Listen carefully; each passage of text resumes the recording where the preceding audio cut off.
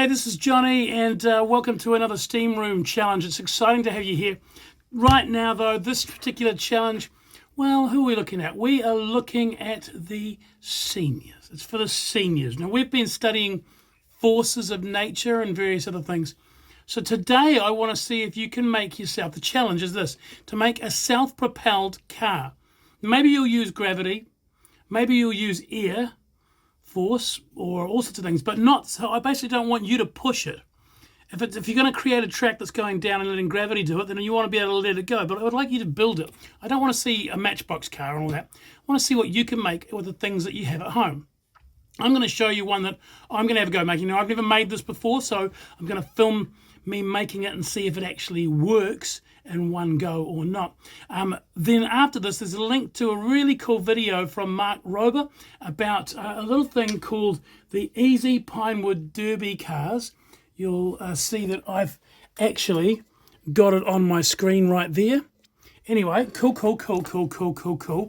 Let's have a go at making this thing now and see what we can come up with. All right, so things I've grabbed to be able to use today is milk bottle tops, a balloon, a toilet roll. If your mum and dad like making barbecues and that, I found some old wooden barbecue skewers for making shish kebabs and stuff. Quite cool, I think. So I'm thinking these will be my axle. You know what an axle is? Put your wheels on the side. Now I'm going to need to put holes in this to see if I can make it work. So what I've decided I'll do to do that is I'm going to use a hammer, and I'm going to use this gammy old yucky piece of wood that was lying around, because just finding things that are around. In fact, look, there's a bit of dirt on it. We're just going to do that and bang the holes in it using that. Now, this is something that you might get your mum and dad to help you with or whatever. I've even got an old nail that's even slightly bent, because it's just an old recycled thing that I found around. So I'm just going to put that there, bang that through. Now I've got a hole in that. Look, it's gone right through. And pull that out.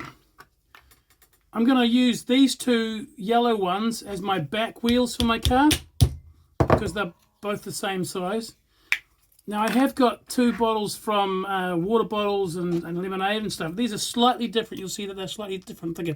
But I'm going to use them on the front wheels anyway, just for fun. Now these lids are a bit thicker, so you're probably going to need a little bit more pressure to get through them. But you'll notice that I'm using this piece of wood so that I don't damage mum and dad's table or my desk or anything, because I think we'll get in trouble. Now I haven't quite put that in the middle, so that's going to be a bit weird.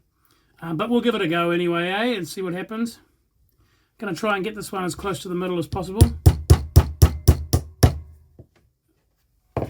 Bit of dirt. Where did that come from? Anyway, got that. So those are those done. Put that to the side. That to the side. Now we've got the toilet roll. Now this one here is going to be a little bit more different. I could just poke the holes in. I need holes at the front, at the back, or the front. So I'm going to go here. For the back wheels, I'm going to go slightly down. I'm just being very careful not to put my fingers in behind it, sort of just beside it, so I don't want to poke myself in the fingers. But I also want to create a bit of pressure so that that will go through like that. So you see how I've done that. So now it means I could actually poke this thing through to create a bit of an axle where the wheels are going to go like that, see? And then we can put these wheels over either side of it. So that's kind of how we're going to do that. Now I'm thinking the wheels might be better going that way. We'll see. I'm going to put them through it once I've done the other holes in the front and got the front axle ready, and then I'll put that all together. So I've got that hole. The front wheels are going to be smaller, so I want to make sure that the holes are a little bit lower.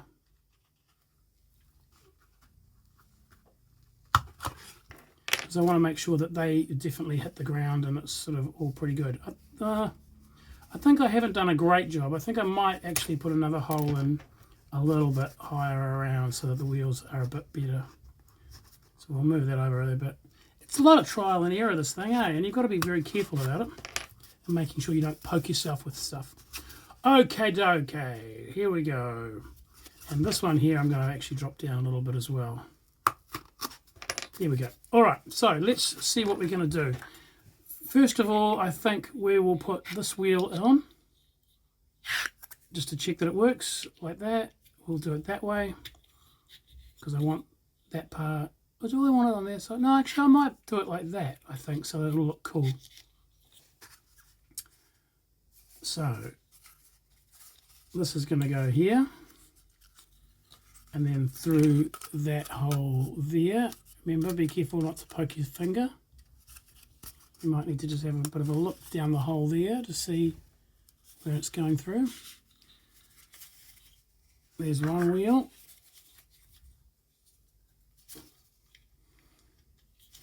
Putting that on there. Now I've got another wheel on place. There you go. I'm going to move them out slightly so that they will hopefully wheel. That seems to go well. What I'm going to do now is I'm just going to break that off.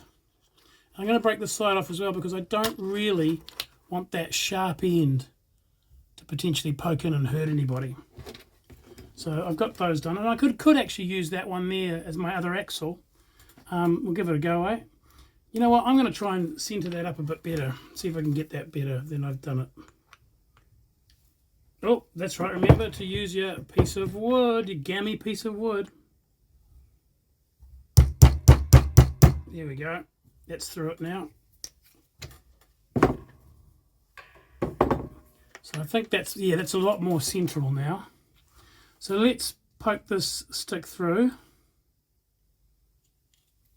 And because I don't have a sharp end on that one, it's a little bit harder to get through. But you could use a whole new one and do that.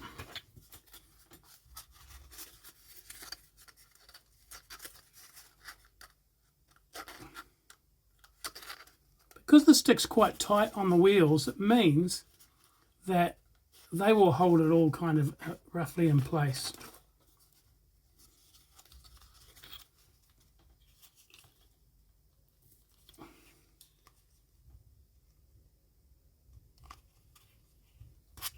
Actually, this one I'm going to have to make the hole go from this way just to make it a bit better as well, so that by putting the nail through both ways, it just makes it a little bit better.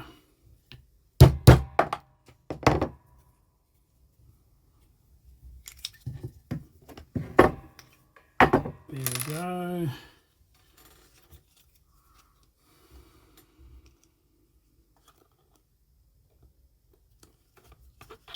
Just going to wiggle that on a bit.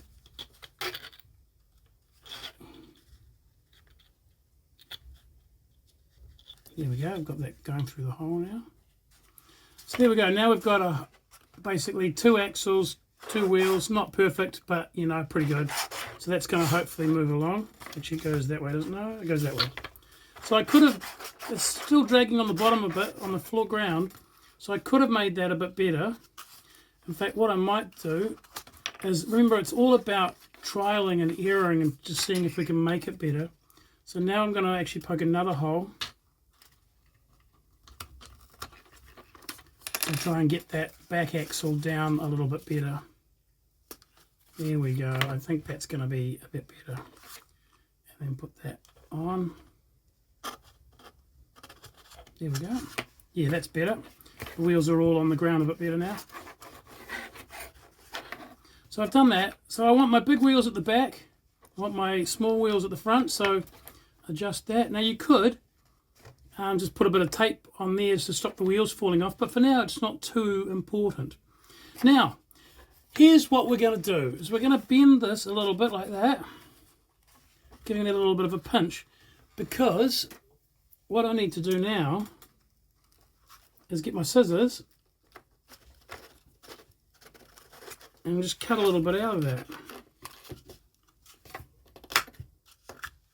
because this is where the balloon power comes involved. So I've now put a little hole in the top, see? So now all I need to do is just thread my balloon in here, like so. And I think what I might do is, I do have a sellotape roll here ready to go. I'm probably just going to put a little bit of tape on there just to try and hold that in a bit. Because what I'm going to do, I don't want it to come flying out straight away, but I'm now going to blow it up.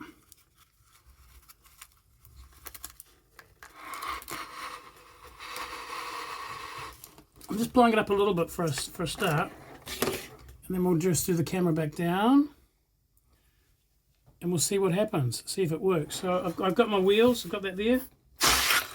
Well, I did a bit of a spin around because it flicked back. So what that did was it didn't go the way I wanted it to go because it didn't stay blowing out the back. So we need to make sure that we've got this sussed out in such a way with sellotape and things that that back bit is going to definitely blow out the back.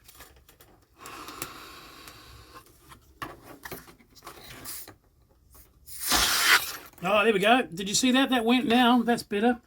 So that was a bit of fun there. So that's my basic self-propelled car using milk bottle lids, a toilet roll, and a balloon. Hopefully things that you've got, and some sticks, and hopefully those are things you've got around the house. What other ideas could you come up with for self-propelled cars? Do you remember ever making the ones out of a sewing cotton reel with a rubber band and a matchstick, and you wind it up and it pushes itself along with a little motor? Well, that could be something you could do. But you can Google it and find out on YouTube if there's anything else.